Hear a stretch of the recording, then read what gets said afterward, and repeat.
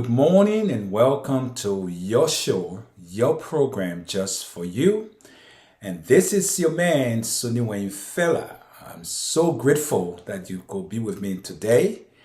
I know it's been a long time, but you guys have been consistent, and I'm so appreciative of all you do to make this program a viable and authentative one. Today, I've decided to discuss with you concerning my act of, wanting to do something that make a difference. But many times when you try to do these things, something always come about.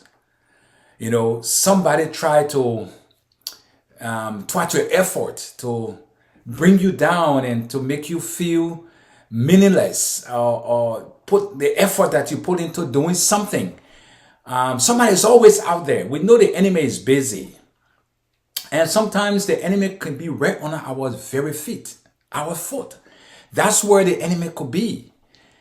But at times when you trust somebody, I know it is stated do not trust anyone, but at times you tend to want to give people the opportunity of proving themselves worthy.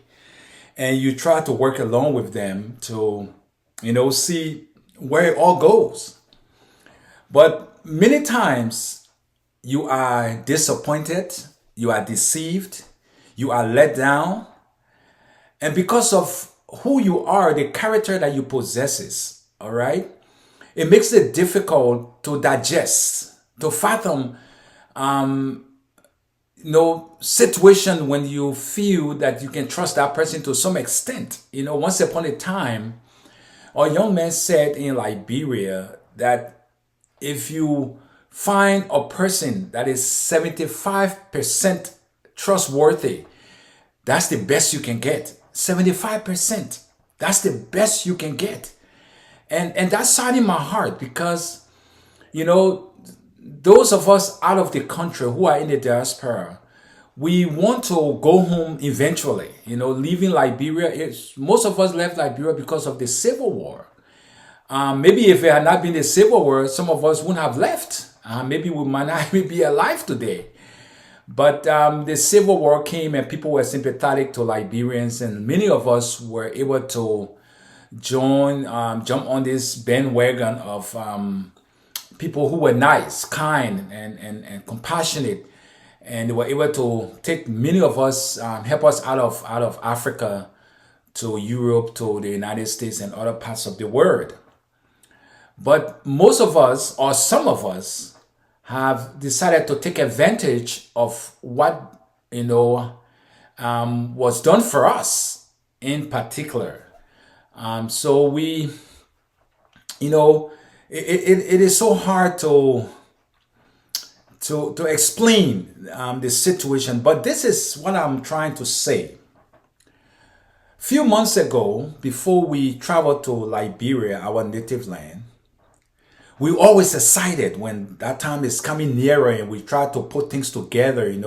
We have relatives and friends back home, that we want to give something to after so many years, or maybe a year or whatever, to give them a gift to say, this is something that we brought for you.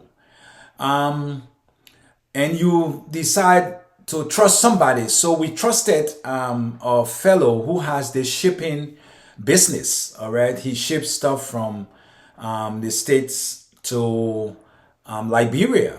And we've tried him the first time. Everything went well. I believe we sent about 8 drums to just give out to people, those who needed help, to help them out. We even helped to start businesses with the things that we sent for some people. Everything was intact. We were glad. The second time we sent stuff, we were reprimanded by the one in Liberia who is taking care of this guy here in the States warehouse where these things goes, right? We went there and we said we came to pick up our stuff, the drums that we sent. We usually send a lot of clothing and shoes and electrical stuff. There's so many things that we sent. Sneakers and things that people will want to use, even toys for kids. We try to package these things, put them in the barrels, and send them to Liberia so we can give them out. I remember my wife and I went to the store and we spent so much money buying a whole lot of stuff. And I just want to make you understand that we don't send old things that we can't use here in America. We don't send it to Africa. We don't do that. Things that we can use, we don't send it to Africa. We send things to Africa that are brand new, things that we ourselves can afford to put on, to wear. And just to let you know, even the things that we sent, sometimes we put these things in there, even things that we wear when we go to Africa, when we put them in the drums. So we won't have so much load and suitcases or whatever to fly with. And that's what we do. Most of the time, or all of the time we travel to Liberia, that's what we do. We put our stuff that along with things that we want to give out. We buy these things brand new and we put them in the barrels and boxes and we send them to Liberia. So the second time he began to scream at us and say, "Oh, you guys, these things are not here." The guy in Liberia, in fact, what is your code? They give us certain kind of code that you have to show to tell if whether you have something, you have barrels or whatever there at the warehouse in Liberia. So we show him the code. He said, "Oh, no. It is not yet. It's not at this warehouse. Go to another warehouse. It is not yet." And he was very rude about it. Very, very untamed and uncouth. It was terrible.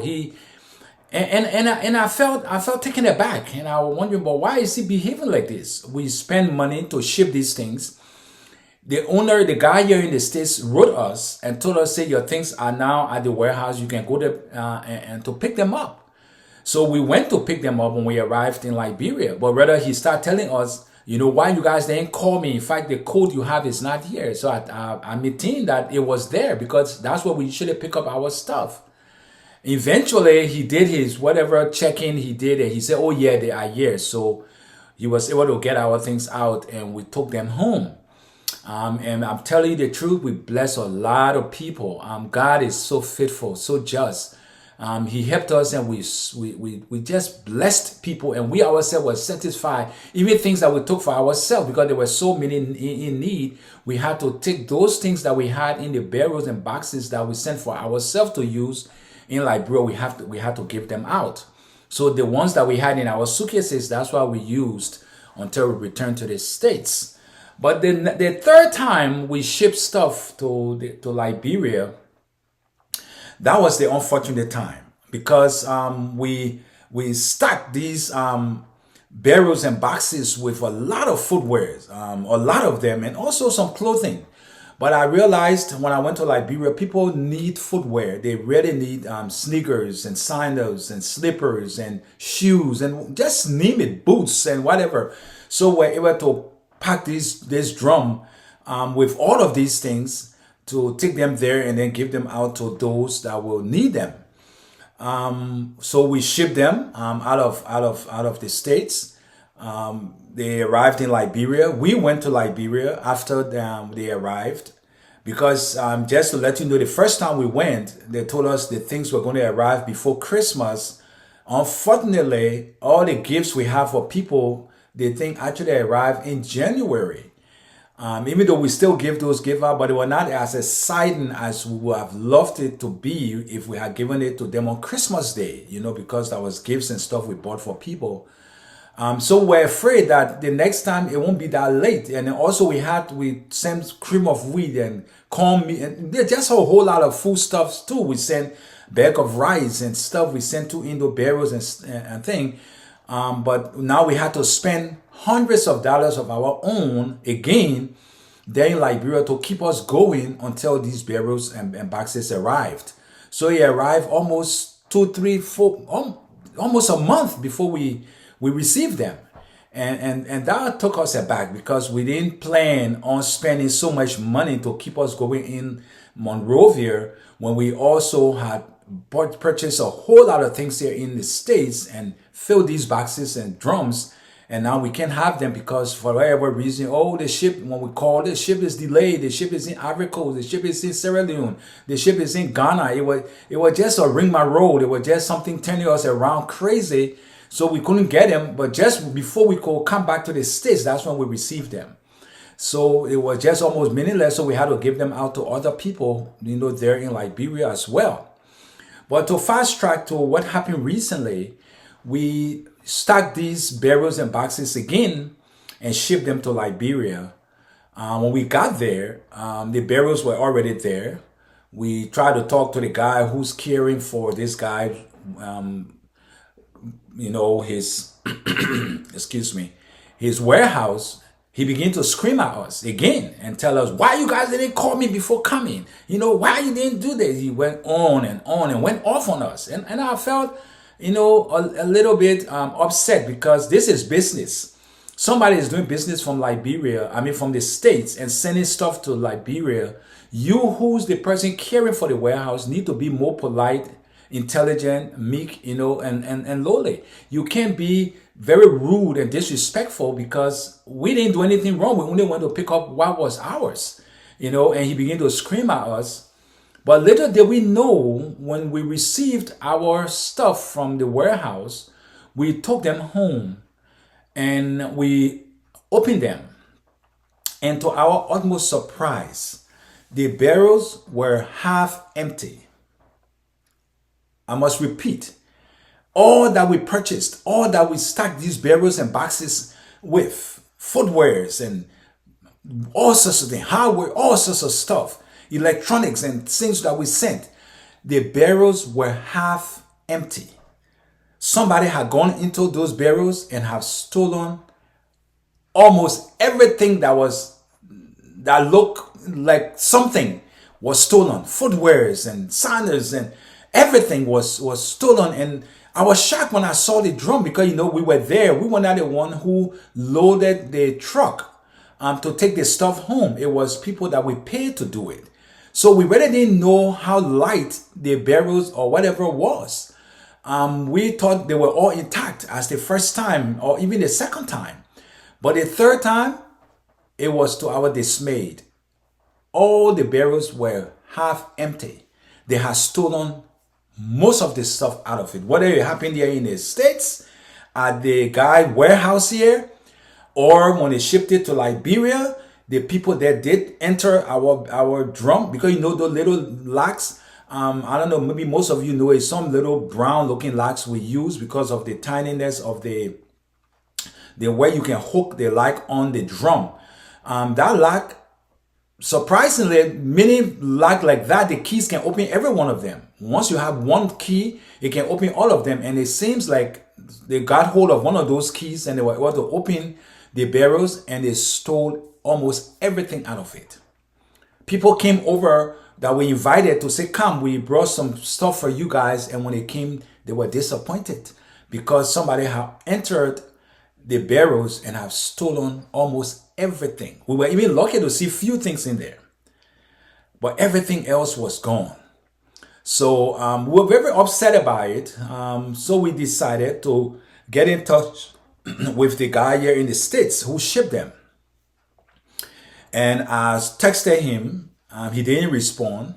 So we decided to continue to try to get in touch with him by phone. But it was difficult. Actually, we couldn't get through. But eventually we traveled to the States. When we got here, a few days later, I called him. He didn't pick up, but eventually he returned my call. And I told him what had happened. And to my surprise, he did not sound surprised. He did not sound anxious. He did not sound like, what? How could such thing that happen to you? He didn't do that. He was so mellow and calm. And all he could tell me was, the next time when you ship stuff, I will give you discount. So it began to play on my mind. And I began to wonder, someone stole almost everything out of the barrels that we sent, that we spent hundreds and hundreds of dollars to fill with stuff for people. And I told you that these things were missing. So much was missing from our drums, the barrels. And all you can tell me was, oh, thank you for calling. But if there are other people, they won't call, but they won't do business with us anymore. But the next time I come to your place, I will give you discount. So you, my viewers, I want you to leave me a comment about this very issue.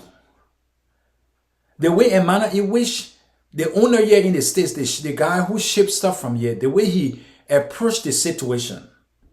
Not saying he would talk to those in Liberia to reprimand them for stealing stuff out of the drum if they did, or maybe the one here in the States that might have stolen stuff from our drums, but rather to tell us that he will only give a discount. So you tell me who you think stole those things. The guy there being rude in Liberia, or the guy here who told me, oh, I will give you discount the next time you send stuff. So I just want to admonish a lot of us who ship stuff to Liberia from the States, especially from Atlanta, Georgia, because that's where we live and that's where we ship our stuff from. And to get such a response and reaction from the one who shipped our stuff, it got us a bit confused and baffled, because he's the only one we've shipped with 3 times. And the first 2 times were much better, even though we were screamed at the second time. But the third time we were screamed at, and then none of our thing was stolen. So I want you to be mindful of who you give your stuff to after spending hundreds and thousands of dollars to ship things to Liberia to help our people there. And they go and steal it and nothing comes out of it, but rather to tell you they will give you discount. So as they say, open your eyes before you can ship with somebody, because you don't know who you're going to send it to over there. Or the person here, you might feel that you have gotten to know him because he behaved friendly because he wants your business. But in actuality, it is not because of that friendship or the business, but to get what they can get out of what you are sending. Because this is the reaction you will get. This is the response you will get. I will give you discount. So it played on my mind. I wanted to take action and stuff, but I decided, no, we are all Liberians. I don't want to do anything that will, make our relationship or whatever as Liberians put it in jeopardy. So I decided to let it go. But I just wanted to come on this platform to let you guys know what we went through. And maybe some of you have gone through it before. And if you have, leave me a comment and tell me how you dealt with this situation. Because I don't know, it happened some time ago, maybe a few months ago, but it continued to play on my mind. It continued to bother me. Like I did not handle it the way I should have. Even though I'm not an aggressive person, I'm not going to insult anybody. But just to tell me that, no sorry, but to say, the next time you're shipping stuff with us, what he really said was, and thank you for calling to let me know, because there are some other people, they won't say it, but they will find another company to ship with. But next time I come to your place to ship your stuff, I will give you discount. That was the statement. No sorry, no never mind, yeah. It was inconveniencing or whatever, nothing. But rather to tell us he will give a discount. So if you ever find yourself in that situation and you deal with it in a way that satisfied you, please leave me a comment and tell me what you think we can do about it, because now we want to ship stuff again at the end of this year to Liberia, because that's what we do all the time. We send gifts and stuff for people, clothing and footwears and stuff. But now we are afraid, and this is the only guy we know who have been shipping for us for the past 3 years. So if you know of anybody else in the Atlanta area that you can trust, maybe 75% of the time, let us know, so we can try to work with this person and see if it would be any better. So that's the thing. I wanted to just give you that little story today that have hurt us, that have bothered us, and it's still bothering us because there was so much expensive things we had. I bought some boots, costing me over $200 that I put in those barrels. There were sneakers, Nike sneakers that I paid over $150 to $200 for Jordans that I put into barrels, and all of them got missing. All of them were stolen. Watches and a whole lot of stuff we put in there, and they were all gone. So give me your opinion. Tell me what you think and maybe what I can do to remedy this kind of situation. And to you, my subscribers, I want to say thank you for returning and being consistent. Those viewers who have not subscribed, but you continue to watch my videos, I want to say thank you for watching them. But I ask that you kind of hit the notification bell, hit the like bell, and also share my videos, and then also subscribe. Because when you subscribe, it helps me better to continue, and it gives me the zeal and enthusiasm to want to sit before the computer, the camera, to give you these kind of messages. So I just want you to be happy today. You see, don't worry, be happy. You know that, right? But we are not happy because of the situation. But you know what? We're not going to worry about it, and we're going to definitely overcome. Even though it costs us a lot of money and it costs us some heartache, but we're going to overcome it. I know we're always good at it. So, all right then, subscribers. Thank you again. Viewers, please subscribe. And I want to say, you know what? Have a great day. Bye.